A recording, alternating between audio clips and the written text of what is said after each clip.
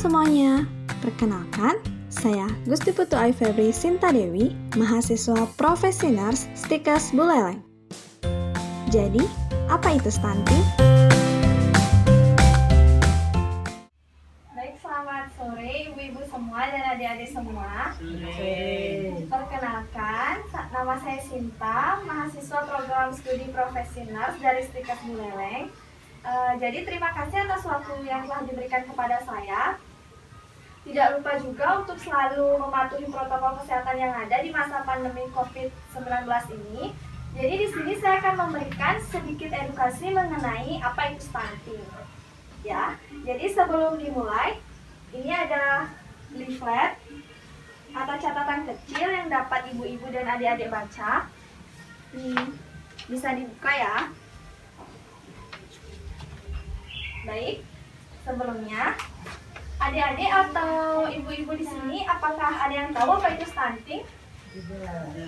Ya, tidak apa-apa kalau ibu-ibu tidak tahu apa itu stunting. Jadi, di sini saya akan menjelaskan secara rinci saja. Jadi, stunting itu merupakan suatu gangguan atau suatu gejala sakit pada anak di mana anak tersebut memiliki gangguan pada tumbuh kembangnya dengan ciri tubuh fisik anak itu menjadi lebih pendek dari proporsi seusianya, di mana disebabkan oleh kekurangan gizi yang dialami oleh anak mulai dari ibunya hamil, kemudian melahirkan. Kemudian selanjutnya, apa sih penyebab dari stunting itu? Jadi di sini ada 3 poin penting dari penyebab stunting. Yang pertama itu kurang gizi. Kurang gizi atau malnutrisi, di mana kurang gizi ini sangat mempengaruhi sekali terjadinya stunting pada anak, di mana seharusnya anak mendapatkan nutrisi yang cukup pada 1000 hari awal kehidupannya di dunia, di mana 270 hari sejak dalam kandungan ibunya harus sekali untuk mendapatkan nutrisi yang baik. Kemudian sisanya 730 hari setelah ia dilahirkan juga harus mendapatkan gizi yang baik. Kemudian yang kedua itu faktor pola asuh, di mana faktor pola asuh di sini meliputi ASI eksklusif yang diberikan oleh ibu kepada anaknya, kemudian MPASI atau makanan pendamping ASI, dan juga jarak kehamilan yang terlalu dekat dari anak satu dan anak yang kedua. Kemudian yang ketiga yaitu sanitasi atau kebersihan, di mana kebersihan ini meliputi kebersihan diri pada ibu, anak, makanan, dan lingkungan sekitar. Kemudian apa sih dampak dari stunting itu? Ya, dampaknya yaitu salah satunya menyebabkan anak menjadi ukuran fisiknya menjadi lebih pendek dengan melihat 4 tanda dan gejala dari stunting. Yaitu yang pertama, tubuh anak akan menjadi lebih pendek dibandingkan dengan anak seusianya. Kemudian yang kedua, proporsi tubuh anak menjadi lebih kecil dibandingkan dengan anak seusianya. Kemudian berat badannya juga akan lebih rendah dibandingkan dengan anak seusianya. Pertumbuhan tulang dan giginya juga terlambat. Dan yang paling umum biasanya pada anak 8-10 tahun, jika anak tersebut mengalami stunting, dia akan menjadi lebih pendiam dan kurangnya eye contact atau kontak mata dengan masyarakat sekitar saat berinteraksi. Setelah mengetahui tanda dan gejala dari stunting, berikut adalah gambarannya. Jadi, ibu-ibu dan adik-adik bisa dilihat ya dari gambar ini. Ini merupakan anak normal. Ya, usianya sama 9 tahun, namun apa yang berbeda dari gambar ini? Stunting. Lebih pendek, Ya, Lebih betul. pendek. Normal. lebih tinggi. Tinggi. Jadi, anak normal itu tingginya pada usia 9 tahun biasanya 133 cm. Namun pada anak stunting biasanya lebih rendah 90 cm dan proporsi badannya akan mengecil atau bisa disebut dengan kerdil juga. Baik, kita lanjutkan. Kemudian apa sih dampak dari stunting pada anak?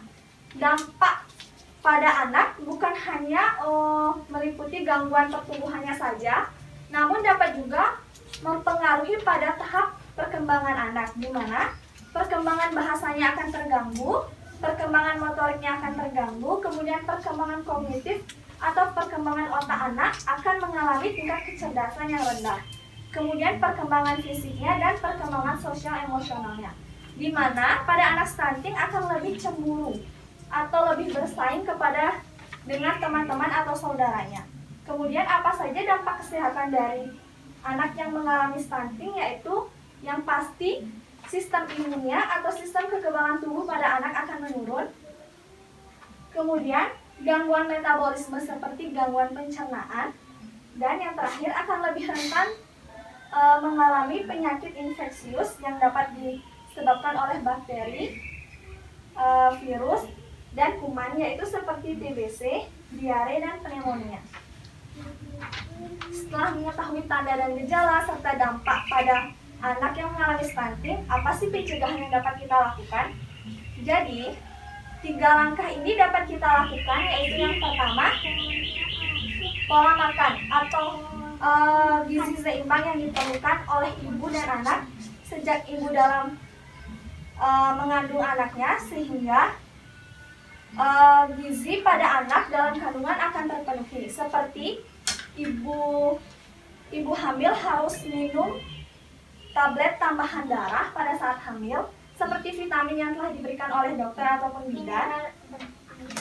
Ya betul. Kemudian makanan tambahan ibu hamil agar pemenuhan gizi pada ibu dan anak terpenuhi. Kemudian yang kedua yaitu pola asuh. Pola asuh di sini meliputi ASI, MPASI, dan pemantauan tumbuh kembang anak. Yang sudah dijelaskan tadi, ASI eksklusif harus diberikan selama 6 bulan pertama setelah kelahiran bayi, kemudian diberikan MPASI, dan lanjut diberikan ASI eksklusif selama 2 tahun. Dan juga jangan lupa untuk selalu memantau pertumbuhan dan perkembangan balita ke puskesmas ataupun posyandu yang dilakukan oleh puskesmas wilayah ibu-ibu dan adik-adik semua. Kemudian yang terakhir ada sanitasi, di mana ibu-ibu dan adik-adik semua harus selalu menerapkan perilaku hidup bersih dan sehat, baik untuk diri sendiri maupun lingkungan sekitar.